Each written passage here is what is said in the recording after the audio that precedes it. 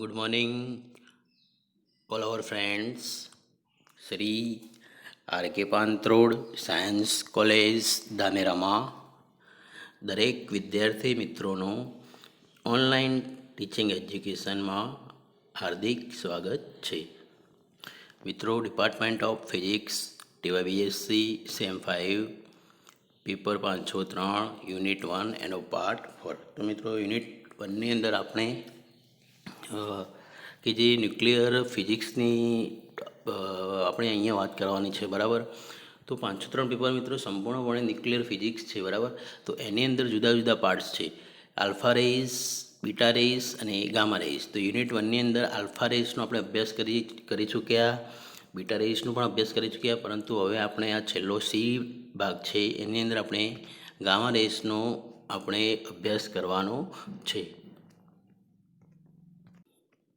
તો મિત્રો, આપણે આલ્ફા રેઝ એટલે કે આલ્ફા ઉત્સર્જન, ન્યુક્લિયસમાંથી મિત્રો આલ્ફાનું ઉત્સર્જન ક્યારે થાય છે, તે જ રીતે મિત્રો બીટા રેઝ, બરાબર. તો ન્યુક્લિયસની અંદરથી બીટા રેઝનું ઉત્સર્જન કેવી રીતે થાય છે. તો મિત્રો, આ બધા ઉત્સર્જન માટે જવાબદાર જુદા જુદા પરિબળો હોય છે, બરાબર. તો એ મિત્રો એ કન્ડિશન જ્યારે ફોલો થાય ન્યુક્લિયર સાથે, તો જ એ કિરણોનું શું થાય મિત્રો, ઉત્સર્જન થાય. હા, હવે ત્રીજી એક વસ્તુ આવે કે મિત્રો અહીંયા ન્યુક્લિયરની એક એવી પ્રોપર્ટી છે, ન્યુક્લિયર એટલે કે ન્યુક્લિયર આપણે ફિઝિક્સની અંદર અહીંયા વાત કરીએ છીએ કે કોઈ ન્યુક્લિયસ હોય તો એ સતત મિત્રો શું કરે છે, આલ્ફા, બીટા અને ગામા કિરણોનું સતત શું કરે છે મિત્રો, ઉત્સર્જન કરે છે, બરાબર. તો એક એની એવી પ્રોપર્ટી છે, બરાબર. પરંતુ કયું એટલે કે આલ્ફા રેસ ક્યારે ઉત્સર્જાય છે, બીટા રેસ ક્યારે ઉત્સર્જાય છે અને ગામા રેસ ક્યારે ઉત્સર્જાય છે. તો મિત્રો અહીંયા આપણે આલ્ફા અને બીટાની તો આપણે વાત પૂરી થઈ ગઈ, પરંતુ હવે ગામા રેનું ઉત્સર્જન ક્યારે થાય છે. તો અહીંયા આપણે ક્વેશ્ચન નંબર 1 ઉપર જઈએ છીએ. તો મિત્રો જુઓ, અહીંયા ગામા કિરણોનું ઉત્સર્જન સમજાવો, બરાબર. તો આલ્ફા અથવા બીટા ક્ષય બાદ જ્યારે જનક ન્યુક્લિયસ, મિત્રો જુઓ અહીંયા આપણે આરી એક ન્યુક્લિયસ લઈએ છીએ, આ ન્યુક્લિયસ જનક છે, બરાબર, અથવા એને પેરેન્ટ ન્યુક્લિયસ પણ કહેવાય. તો અહીંયા આપણે આ ન્યુક્લિયસનું નામ આપીએ આપણે જનક ન્યુક્લિયસ. જનક ન્યુક્લિયસ મિત્રો શું કરશે, વિકિરણોનું ઉત્સર્જન કરી અને કયા ન્યુક્લિયસની અંદર રૂપાંતર પામશે, જનકમાંથી જનિત ન્યુક્લિયસની અંદર મિત્રો રૂપાંતર પામશે.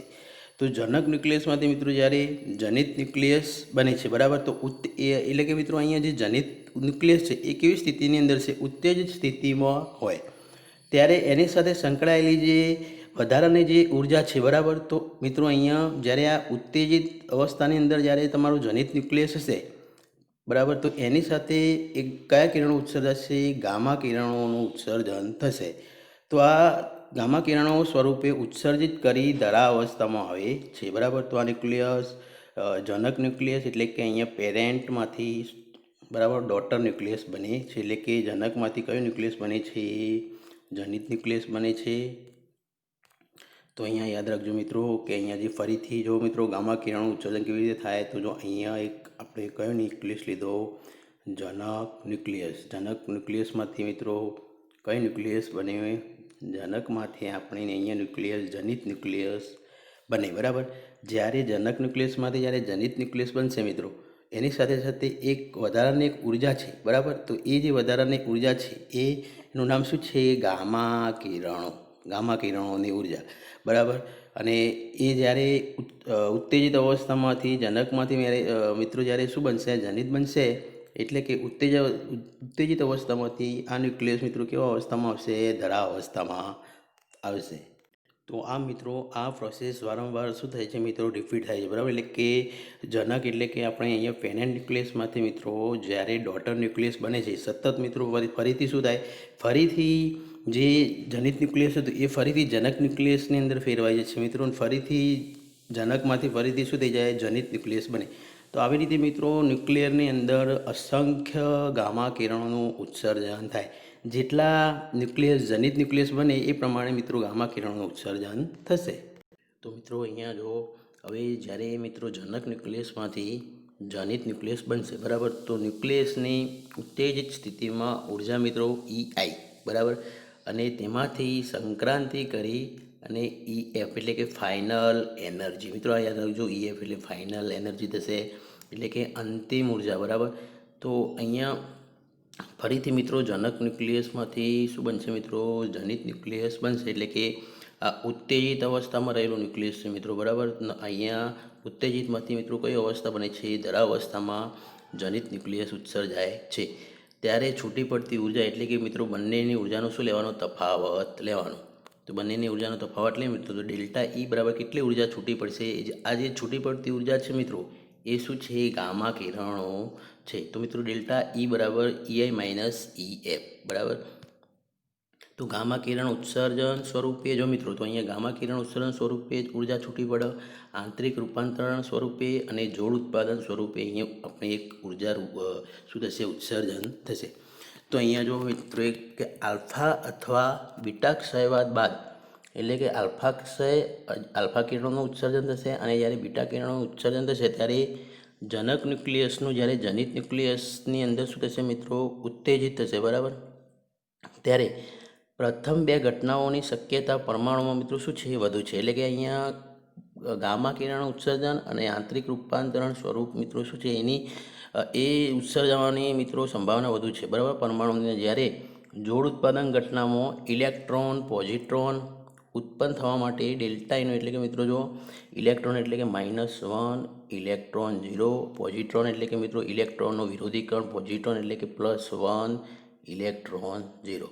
બરાબર, તો જોડ ઉત્પાદન એટલે મિત્રો આ શું કહેવાય મિત્રો? એક જોડ થઈ ગઈ. બરાબર, એક આ ઇલેક્ટ્રોન કહેવાય અને આ પોઝિટ્રોન, તો એક જોડકું ઉત્પન્ન થાય છે મિત્રો, માટે આને શું કહીએ છીએ? જોડ ઉત્પાદન. બરાબર, તો જ્યારે જોડ ઉત્પાદન ઘટનામાં ઇલેક્ટ્રોન અને પોઝિટ્રોન મિત્રો જ્યારે ઉત્પન્ન થવા માટે ઉર્જાનું મૂલ્ય મિત્રો કેટલું? ન્યુક્લિયસ પાસે ઉત્તેજિત અવસ્થામાંથી ધરાવસ્થામાં મિત્રો જ્યારે ન્યુક્લિયસ રૂપાંતર પામશે ત્યારે એનું આટલી ઉર્જા મિત્રો 1.02 મિલિયન ઇલેક્ટ્રોવોલ્ટ ઉર્જા જો ન્યુક્લિયસ પાસે હશે તો જ ઇલેક્ટ્રોન અને પોઝિટ્રોન ન્યુક્લિયસની અંદરથી ઉત્સર્જન પામશે. બરાબર મિત્રો,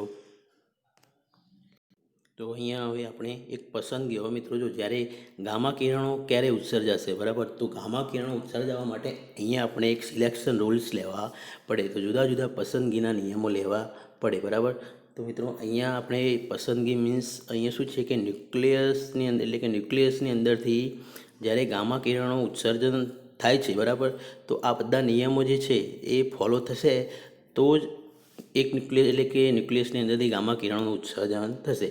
તો હવે જો ન્યુક્લિયસની મિત્રો ઉત્તેજિત અવસ્થાની સ્પિન, એટલે કે જો મિત્રો હવે સ્પિન એટલે કે ઉત્તેજિત અવસ્થા જનક ન્યુક્લિયસમાંથી જ્યારે મિત્રો જનિત ન્યુક્લિયસ બનશે. બરાબર, જનકમાંથી મિત્રો જ્યારે જનિત ન્યુક્લિયસ બને એટલે કે આ ઉત્તેજિત અવસ્થાની અને આ મિત્રો ધરાવસ્થાની સ્પિન. તો ઉત્તેજિત અવસ્થાની સ્પિન મિત્રો લઈએ આપણે II અને ધરાવસ્થાની આપણે લઈએ તો કે ફાઇનલ સ્પિન. બરાબર, IF. તો અહીંયા આપણે ગામા કિરણોનું કોણીય વેગમાન લઈએ તો કોણીય વેગમાન L બરાબર શું લખી શકાય? ઉત્તેજિત અવસ્થાની એટલે કે અહીંયા II માઇનસ આપણે શું લઈ શકીએ? આપણે IF. બરાબર, તો બંનેની સ્પિનનો શું કરવો પડે? તફાવત લેવો પડે. તો અહીંયા મિત્રો IF છે. બરાબર, IF છે, તો યાદ રાખજો ફાઇનલ સ્પિન અને આપણે શું લઈએ એટલે કે ઇનિશિયલ. અહીંયા IIનો મતલબ શું થાય? ઇનિશિયલ એટલે શરૂઆતની સ્પિન, અને IFનો મતલબ શું થાય? કે ફાઇનલ સ્પિન L. ઓકે, અને L એટલે કોણીય વેગમાન. તો અહીંયા મિત્રો જો ગામા ઉત્સર્જક ન્યુક્લિયસની થોડી ઘણી ઉર્જા આપણે શું કરીએ? અવગણીએ તો ગામા ઉત્સર્જકની ઉર્જા મિત્રો કેટલી થશે? Delta E EI minus EF ફોટોનના કણ જેટલી થશે. તો ગામા શું છે મિત્રો? ફોટોનની આવૃત્તિ છે. તો અહીંયા મિત્રો જો હવે પસંદગીનો નિયમ, હવે ગામા કિરણ ઉત્સર્જવા માટે એક બીજો પસંદગીનો નિયમ છે, તો એ 2 નંબરનો છે. તો ગામા કિરણોનું કોણીય વેગમાનનું મૂલ્ય ઓછામાં ઓછું કેટલું હોવું જોઈએ મિત્રો? 1 એકમ હોવું જોઈએ. ઓકે, હવે પસંદગીનો નિયમ 3. તો હવે ગામા કિરણોનું ક્ષયમાં એટલે કે જે મિત્રો જ્યારે ન્યુક્લિયસની અંદરથી જ્યારે ગામા કિરણો ઉત્સર્જન થશે ત્યારે પેરિટીનું શું થાય છે મિત્રો? સંરક્ષણ થાય છે, એટલે કે કોઈ ફેરે પડશે નહીં, એટલે કે મિત્રો એક ઉર્જાનું બીજી ઉર્જાની અંદર શું થશે? રૂપાંતર થશે. હવે સમીકરણ 2માં મિત્રો જુઓ અહીંયા ડેલ્ટા સદિશ I એ કોણીય વેગમાનમાં શું બતાવે છે મિત્રો? આવૃત્તિ અદિશ ફેરફાર દર્શાવે છે. બરાબર, તો અહીંયા કોણીય વેગમાનમાં મિત્રો અદિશ મૂલ્યમાં થતા ફેરફારથી આ શું છે મિત્રો અલગ છે. માટે અહીંયા એક વસ્તુ વિચારી શકીએ આપણે કે સંક્રમણ દરમિયાન એટલે કે મિત્રો જુઓ જ્યારે ન્યુક્લિયસ વચ્ચે મિત્રો જ્યારે શું થશે સંક્રમણ થશે સંક્રાંત થશે ત્યારે એની ન્યુક્લિયર સ્પિન શું થશે મિત્રો ઘટી જશે. 4માંથી બદલાઈને કેટલી થઈ જાય છે મિત્રો 2 થાય છે. તો મિત્રો જુઓ અહીંયા કે સ્પિનની અંદર આપણે ડેલ્ટા ઇઝ ઇક્વલ ટુ લેતા હતા સ્પિનની અંદર તફાવત જે લેતા હતા કે ડેલ્ટા ઇઝ ઇક્વલ ટુ શું લેતા હતા ડેલ્ટા એફ માઇનસ એટલે કે આઈએફ માઇનસ શું લેતા હતા આઈ એટલે કે ફાઇનલ સ્પિન અને ઇનિશિયલ સ્પિનનો તફાવત કેટલો છે અહીંયા 4માંથી મિત્રો કેટલો છે 2 છે. તેનો અદિશ તફાવત 2 છે બરાબર મિત્રો. તેમ ડેલ્ટા આઈના મૂલ્ય હવે જો તો મિત્રો અહીંયા સ્પિનની અંદર જે આપણને જે તફાવત મળે છે તો એ કેટલો હોવો જોઈએ 2 3 4 5 અને 6 જેટલો હોવો જોઈએ. તો એને જો મિત્રો માનાંકની અંદર લખીએ તો 4 - 2 એટલે કે મિત્રો અહીંયા શું કહે છે કે અહીંયા આપણને જે ન્યુક્લિયસની અંદર જે સ્પિન મળશે એ હંમેશા કઈ મળશે ધન જ મળશે બરાબર. માટે અહીંયા શું લેવું પડે આપણે સ્પિનનું મૂલ્ય ધન મળે તો અહીંયા માનાંક લેવો પડે કમ્પલસરી. તો 4 - 2થી મિત્રો કેટલું થશે 4 + 2 પૂર્ણાંક મૂલ્ય શક્ય છે બાકી મિત્રો અપૂર્ણાંક મૂલ્ય શક્ય નથી બરાબર. આમ ગામા સંક્રમણ માટે આ કન્ડિશન મિત્રો એટલે કે સ્પિનનું મૂલ્ય જો ડેલ્ટા આઈ ટેન્ડ્સ ટુ 0 એટલે કે જો સ્પિન 0 તરફ જાય એટલે કે સ્પિનનું મૂલ્ય મિત્રો ઘટતું જાય 0 તરફ જતું હોય તો એ શક્ય નથી કે કારણ કે ફોટોનની અંતર્ગત સ્પિન શું છે મિત્રો 1 છે એટલે કે ફોટોન ઓછામાં ઓછું 1 મૂલ્ય છે. એના કરતાં નીચા મૂલ્ય માટે ગામા સંક્રમણ શક્ય નથી.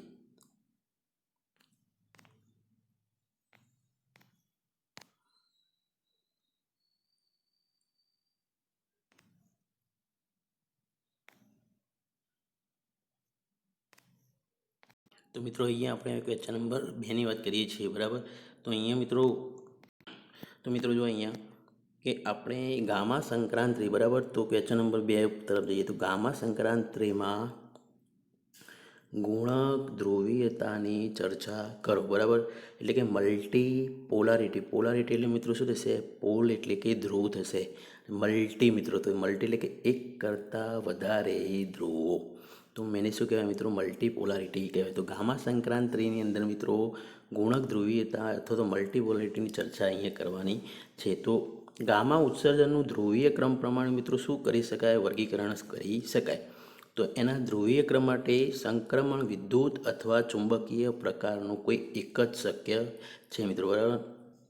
એટલે કે મિત્રો અહીંયા ધ્રુવીય ક્રમ કેવો એટલે કે વિદ્યુત અથવા ચુંબકીય પ્રકારનું સંક્રમણ શક્ય છે. બંનેમાંથી કોઈ એક જ સંક્રમણ શક્ય છે.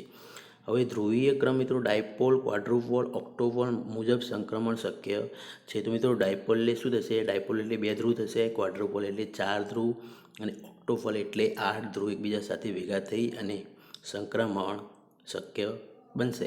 હવે આ ગુણધર્મો જો મિત્રો કે કોઈ પણ સંક્રમણના ગુણીય ધ્રુવકને આપણે ગુણીય ધ્રુવીય ક્રમને શું કહીએ છીએ ગુણક ધ્રુવીય ક્રમને 2:L વડે દર્શાવીએ છીએ. L મિત્રો શું છે કોણીય વેગમાનનું મૂલ્ય L ઇઝ ઇક્વલ ટુ શું લઈએ છીએ 1 2 3 4. તો અહીંયા મિત્રો જો મિત્રો તો delta T is equal two સદીશ L ઇઝ ઇક્વલ ટુ શું લઈએ છીએ આપણે 1 લઈએ છીએ. તો ગુણક ધ્રુવીય ક્રમ 2:L ઇઝ ઇક્વલ ટુ અહીંયા આપણે L ઇઝ ઇક્વલ ટુ કોણીય વેગમાનનું મૂલ્ય 1 લઈએ તો 2 Lની જગ્યાએ મિત્રો 1 મૂકો તો શું થશે 2. તો એને આપણે 2 અહીંયા જો મળશે મિત્રો એટલે કે જેના 2 ધ્રુવો છે તો એનો શું કહેવાય ડાયપોલ. એ જ રીતે મિત્રો અહીંયા આપણે L ઇઝ ઇક્વલ ટુ મૂકીએ 2 તો 2:2 તો કેટલા થશે 4. તો એને આપણે શું કહીએ છીએ ક્વાડ્રુપોલ એટલે 4 ધ્રુવો. અને અહીંયા 2:3 તો શું થશે મિત્રો L ઇઝ ઇક્વલ ટુ 3 લઈએ તો 2:3 એટલે કે 8 થાય તો એને કેવું સંક્રમણ કહેવાય ઓક્ટોપોલ સંક્રમણ કહેવાય. તો અહીંયા ડેલ્ટા ઇઝ ઇક્વલ ટુ સદીશ L ઇઝ ઇક્વલ ટુ 2 હોય મિત્રો બરાબર. તો આને કેવું સંક્રમણ ક્વાડ્રુપોલ કહે છે. તે જ રીતે મિત્રો હવે તો અહીંયા ન્યુક્લિયસ માટે મિત્રો પેરિટીનો જે ફેરફાર છે બરાબર એ ગુણક ધ્રુવીય સંક્રમણનો સ્વભાવ નક્કી કરે છે. તો અહીંયા મિત્રો હવે એક એક્ઝામ્પલ છે કે L ઇઝ ઇક્વલ ટુ 2 એટલે કે અહીંયા કોણીય વેગમાનનું મૂલ્ય જો મિત્રો 2 હશે તો વિદ્યુત ક્વાડ્રુપોલ સંક્રમણ મળે. તે જ રીતે મિત્રો અહીંયા હવે ન્યુક્લિયસ પેરિટી જો પેરિટીનું મૂલ્ય જો બદલાય નહીં તો ચુંબકીય ક્વાડ્રુપોલ સંક્રમણ મળે. મિત્રો યાદ રાખજો ન્યુક્લિયસની અંદર મિત્રો પેરિટી જો બદલાતી ના હોય તો અહીંયા આપણને કેવું સંક્રમણ મળશે? ચુંબકીય ક્વાડ્રુપોલ એટલે કે મિત્રો કેટલા થશે?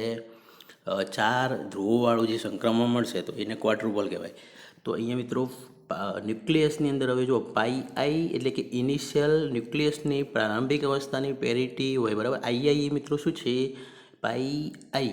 તો એ આ ઇનિશિયલ, યાદ રાખજો મિત્રો, પાઈ આઈ એટલે કે ઇનિશિયલ ન્યુક્લિયસની શરૂઆતની એટલે કે પ્રથમ એટલે શરૂઆતની પ્રારંભિક અવસ્થાની પેરિટી છે. અને પાઈ એફ તો ફાઇનલ ન્યુક્લિયસની મિત્રો, એફ એટલે મિત્રો ફાઇનલ ન્યુક્લિયસની અંતિમ અવસ્થાની પેરિટી આ છે, બરાબર. તો અહીંયા મિત્રો જો આર સંક્રમણ માટેના 2 નિયમો નીચે મુજબ લખી શકાય. તો મિત્રો આ કન્ડિશન ફોલો થવી જોઈએ. તો જો અહીંયા સ્પિનનો તફાવત લઈ I minus IF is less than or equal to L is less than or equal to I plus IF. અને ઉત્સર્જિત વિકિરણની પેરિટી મિત્રો કેટલી છે? Phi is equal to pi F, બરાબર. મિત્રો તો યાદ રાખજો આ જે છે, બરાબર, સ્પિનનો જે તફાવત છે એનું મૂલ્ય કેટલું છે? કોણીય વેગમાન જેટલું, કાં તો કોણીય વેગમાન કરતાં શું છે? વધારે છે, બરાબર. અને એના કરતાં મિત્રો જો કોણીય વેગમાન કરતાં આઈ વત્તા આઈએફ એટલે કે કોણીય વેગમાનનું જે મૂલ્ય છે એ સ્પિનના તફાવતના ધન મૂલ્ય જેટલું હોય, તો એનાથી પણ શું હોય મિત્રો? વધારે હોય. તો યાદ રાખજો અહીંયા. તો અહીંયા આપણે લઈએ છીએ pi is equal phi F, બરાબર. તો ગામા સંક્રમણનું વર્ગીકરણ વિદ્યુત ધ્રુવ અને ચુંબકીય ધ્રુવ 2:L મુજબ આપણે શું કરી શકીએ. તો ફાઈની જગ્યાએ મિત્રો અહીંયા લખીએ -1/L. તો 2:L ધ્રુવ વિકિરણ માટે વિદ્યુત, બરાબર. પછી અહીંયા -1/L+1 જ્યારે આવે ત્યારે કયો ધ્રુવ થઈ જશે મિત્રો? ચુંબકીય ધ્રુવ 2:L ધ્રુવ. તે જ રીતે અહીંયા આપણે જે ડેલ્ટા આઈ એટલે કે સ્પિનની તફાવત લઈએ, એ સ્પિનનો તફાવત મિત્રો કોણીય વેગમાન એલ જેટલો હશે, બરાબર. તો પેરિટીમાં થતો ફેરફાર જોઈ કે અનુભવી શકાતો નથી. તે જ રીતે મિત્રો રેડિયોએક્ટિવ ઉદ્ગમમાંથી ઉત્સર્જિત ગામા કિરણનું સંક્રમણ ધરાવે છે, બરાબર, એ નક્કી થતું નથી, બરાબર. એટલે કે ગામા કિરણ સંક્રમણ ક્યારે નક્કી થશે મિત્રો? કે એલનું મૂલ્ય કેટલું છે એના ઉપરથી ગામા કિરણ ઉત્સર્જન શક્ય છે. માટે જો અહીં લખેલું છે મિત્રો કે રેડિયોએક્ટિવ ઉત્સર્જિત ગામા કિરણનું સંક્રમણ ધરાવે છે કે નહીં તે નક્કી કરી શકાતું નથી. તો મિત્રો જો અહીંયા આવે તો તેમ છતાં મિત્રો ઉત્તેજિત અવસ્થાનો જે સરેરાશ જીવનકાળ ગામા સંક્રમણ આપે છે, બરાબર. ગામા સંક્રમણ માટે મિત્રો ઉત્તેજિત અવસ્થાનો શું લેવો પડે? સરેરાશ જીવનકાળ લેવો પડે, એટલે કે અર્ધાયુ સમય લેવો પડે. તો જે એલ ઉપર આધારિત છે. તો મિત્રો અહીંયા લખી દઈએ કે સાબિતી વગરનું એ ગામા ઉત્સર્જનનું આપણે એક સૂત્ર લખીએ. તો મિત્રો સૂત્ર યાદ રાખજો કે ટી કૌંસમાં એલ ઇઝ ઇક્વલ ટુ 1/2. આ સૂત્ર મિત્રો ખાસ યાદ રાખજો, બરાબર. તો સૂત્ર પરથી અહીંયા જો મિત્રો અંદર જે પદ છે તો ટીએલને શું કહીએ છીએ આપણે? સંક્રમણ પ્રોબેબિલિટી અથવા સંભાવના. તો શું કહીએ છીએ? એનો જીવનકાળ છે. એટલે કે જો મિત્રો માપી શકાય તેવું ઉત્તેજિત અવસ્થાનું શું છે મિત્રો? સરેરાશ જીવનકાળ. એલ શું છે? ગુણક ધ્રુવકમ, બરાબર. અને ડેલ્ટા ઈ સંક્રમણ ઉર્જા. તો મિત્રો જો અહીંયા આ સૂત્ર યાદ રાખજો કે આ સૂત્ર 2 એલ એટલે કે 2L+1 pi is equal two આ રીતે મલ્ટીપ્લાયની અંદર લેવાના. તો બીએલને આપણે શું કહીએ છીએ મિત્રો? ચુંબકીય વેગમાન કહીએ છીએ, બરાબર. એટલે કે મેગ્નેટિક એટલે કે લઘુકૃત સંક્રમણ સંભાવનાનું મૂલ્ય આપણે સાઈડેસ c² સાઈ EM એટલે કે અહીંયા ઇલેક્ટ્રોમેગ્નેટિક અને સાઈ એનો કૌંસ બાર એટલે કે સાઈ અને સાઈડેસ છે ન્યુક્લિયસની કેવી છે મિત્રો? પ્રારંભિક અને અંતિમ અવસ્થાના તરંગ વિધેયો છે. તો અહીંયા OL EM એટલે કે ઇલેક્ટ્રોમેગ્નેટિક મિત્રો ચુંબકીય બહુધ્રુવીય કારક, બરાબર.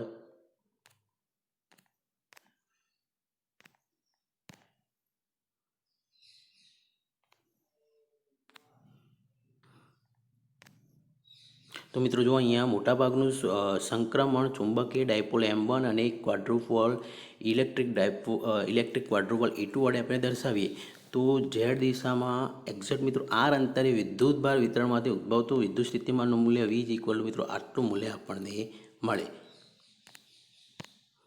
તો મિત્રો જો સમીકરણ 2ની જમણી બાજુ ડાયપોલનું બીજું પદ અવગણવામાં આવે છે, બરાબર. એટલે કે મિત્રો અહીંયા આપણે ડાયપોલ પદ શું કરીએ છીએ? અવગણીએ છીએ. અને જો મિત્રો ઝેડ અક્ષની લંબ અને ઉદ્ગમ બિંદુમાંથી પસાર થતા સમતલમાં વિદ્યુતભાર વિતરણ કેવી સમિતિ ધરાવે છે, બરાબર. તો અહીંયા ન્યુક્લિયર વિદ્યુત દ્વિધ્રુવીની છાક માત્ર મિત્રો જો શૂન્ય અથવા શું હોય ખૂબ જ નાની હોય, બરાબર. તો યાદ રાખજો મિત્રો, ન્યુક્લિયર વિદ્યુત. હવે મિત્રો વિદ્યુત અને દ્વિધ્રુવી. દ્વિધ્રુવી એટલે કે મિત્રો પ્લસ અને બીજો કયો ધ્રુવ હોય? માઇનસ. તો ન્યુક્લિયરની અંદર મિત્રો વિદ્યુત ધ્રુવીની ચાક માત્રા, બરાબર, આઈ એટલે કે ચાક માત્રા જો શૂન્ય અથવા શું હોય? ખૂબ જ નાની હોય છે.